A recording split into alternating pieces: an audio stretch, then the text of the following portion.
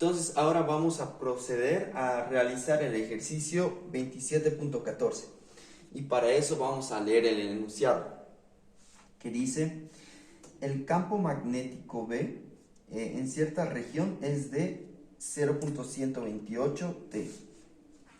Entonces el campo magnético va a llegar a ser 0.128 teslas. Perfecto. Y su dirección es la del eje maceta en la figura. Ok, entonces esta es la figura que nos da.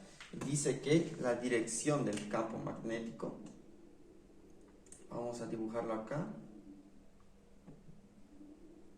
es maceta.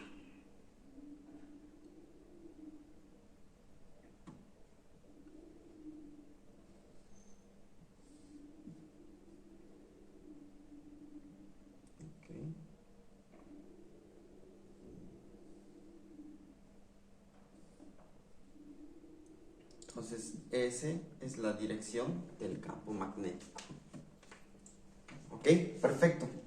Entonces dice el inciso A: ¿cuál es el flujo magnético a través de la superficie ABCD? Entonces nos pide que calculemos el flujo magnético. El flujo magnético a través de la superficie ABCD. Ok. El inciso B nos pide cuál es el flujo magnético a través de la superficie BEFC. Ahora nos pide el flujo magnético a través de la superficie BEFC.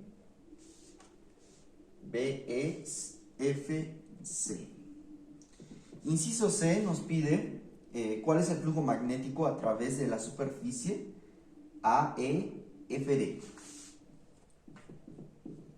Flujo magnético a través de la superficie AEFD.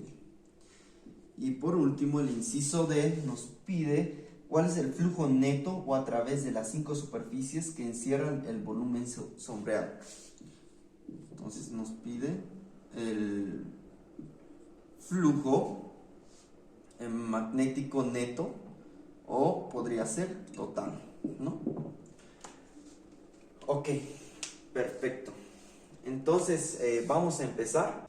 Ok, ahora vamos a empezar a calcular los flujos magnéticos que nos están pidiendo y vamos a empezar por el inciso A.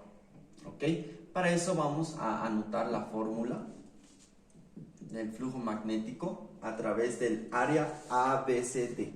Entonces vamos a ver en el diagrama cuál es el área ABCD. Entonces vemos que el área ABCD es la que está hacia acá, ¿verdad? Para eso vamos a anotar que el elemento de área está saliendo de forma perpendicular a la superficie. Perfecto. Entonces vamos a empezar a anotar lo que es la fórmula, que es el campo magnético por el área en función vectorial. ¿Ok? Sabemos que esto es igual a la magnitud del campo magnético por el área de la superficie por coseno de phi. Perfecto. Ahora vamos a ver cuánto equivale el coseno de phi. Y vemos que el área, el elemento de área que está saliendo de la superficie, es perpendicular a el campo magnético que está saliendo. Por lo tanto, es un ángulo recto, lo que quiere decir que el ángulo equivale a pi medios. Perfecto. Entonces, B por A por coseno de pi medios. Conocemos que el coseno de pi medios es igual a 0. Por lo tanto, en esa parte de la superficie, el flujo magnético es igual a cero. Es decir, no hay un flujo magnético que esté atravesando a través de esa superficie, ¿no? Ese flujo va a llegar a ser cero. ¿Ok? Entonces vamos a ir con el inciso B. El inciso B nos pide que podamos calcular el flujo magnético a través del área BEFC. El área BEFC es esta de acá, ¿sí? La que está hacia este lado. Entonces, bien, antes de nada vamos a estirar lo que son las líneas del flujo magnético para que podamos verlo mejor. Ok, entonces nos pide que podamos calcular el flujo magnético en esta área de acá, ¿no? En esta superficie. Perfecto, entonces, bueno, ya conocemos que el flujo magnético es igual al campo magnético por el área por coseno de phi. Perfecto. Entonces vamos a ver y vamos a analizar un poco, ¿sí? Entonces sabemos que en esta parte de la superficie, el elemento de área que está saliendo hacia el lado externo, por lo que vemos es paralelo al campo magnético, ¿verdad? Entonces, si es así, llega a ser coseno de pi. Entonces sabemos que el campo magnético, el flujo magnético en este caso, es el campo magnético por el área por coseno de pi. Perfecto. Y conocemos que coseno de pi va a llegar a ser igual a menos 1. ¿Ok?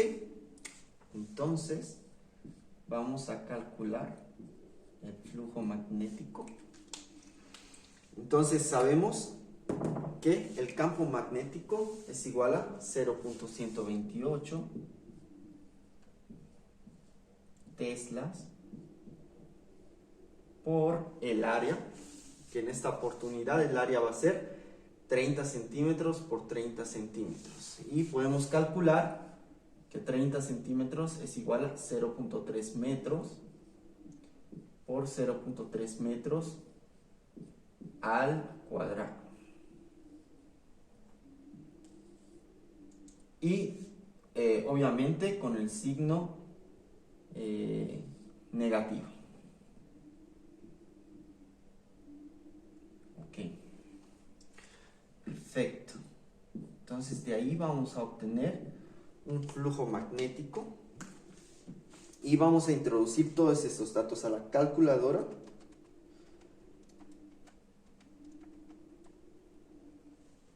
Entonces tenemos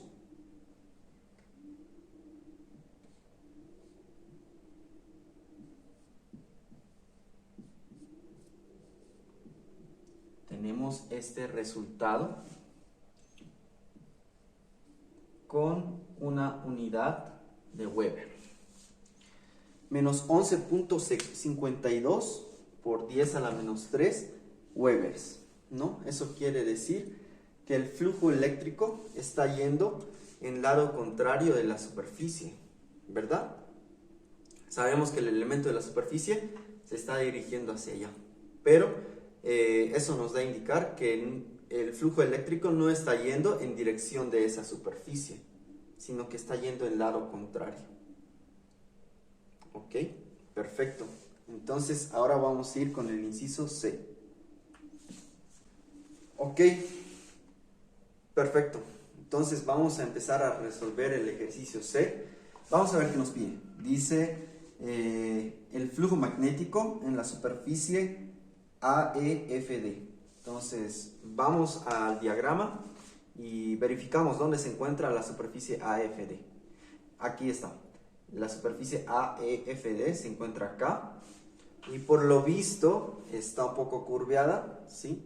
Tiene un ángulo hacia afuera, ¿verdad?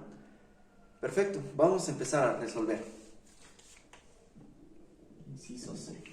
Para aquello vamos a usar la ecuación que estamos usando de flujo magnético, que es igual al campo magnético por el área por coseno de tita. De phi. Perfecto.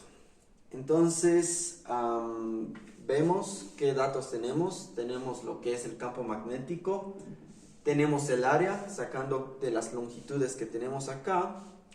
Y también, bueno, ahora vemos que hay un ángulo, ¿verdad? Que es diferente a 0 y a pi medios. Entonces necesitamos sacar ese ángulo. Ok, entonces vamos a hacer lo siguiente. Vamos a llevar esto al plano XZ.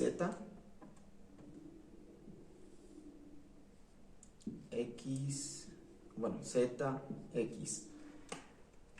Y viéndolo desde arriba, tenemos un triángulo, ¿verdad? Ok, este triángulo mide 30 y este de acá, este lado de acá mide 50. Perfecto. Vemos que el campo magnético va en esta dirección. Por lo tanto, podemos obtener lo que es la normal, la componente normal del campo magnético. Y vemos que aquí se genera un ángulo. Lo cual, ese ángulo es el mismo que se genera acá. Ok. Entonces vamos a encontrar este ángulo. Sabemos que el coseno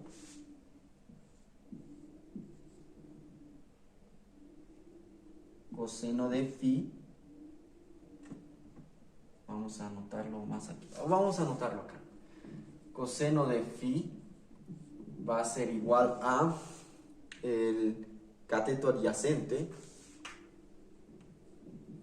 sobre la hipotenusa. Ok, perfecto. Entonces ya tenemos lo que es el coseno de phi y ahora podemos proceder directamente incluso a poder reemplazar. Ok, vamos a ver. Dice el flujo magnético va a ser igual al campo magnético, que es igual a 0.128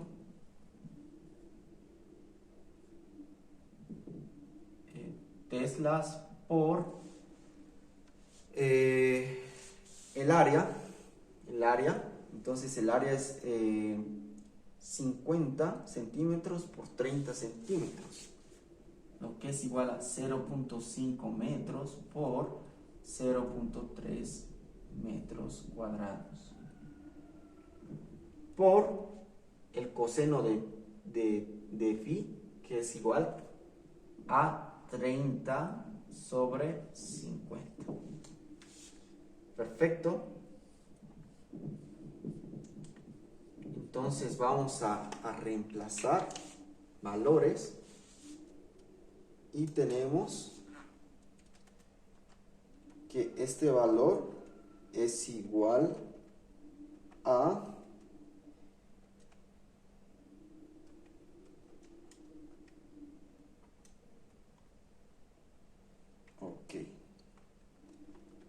entonces esto es igual a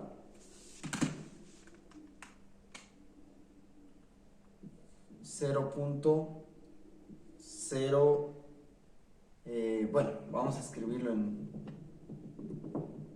así mejor, 11.52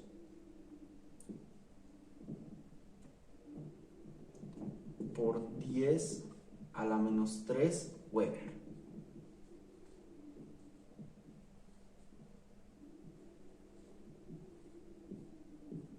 Perfecto. Entonces, ese es el flujo magnético que se genera a través de esta superficie. ¿Sí? Entonces, bueno, ya hemos encontrado el resultado de este flujo magnético.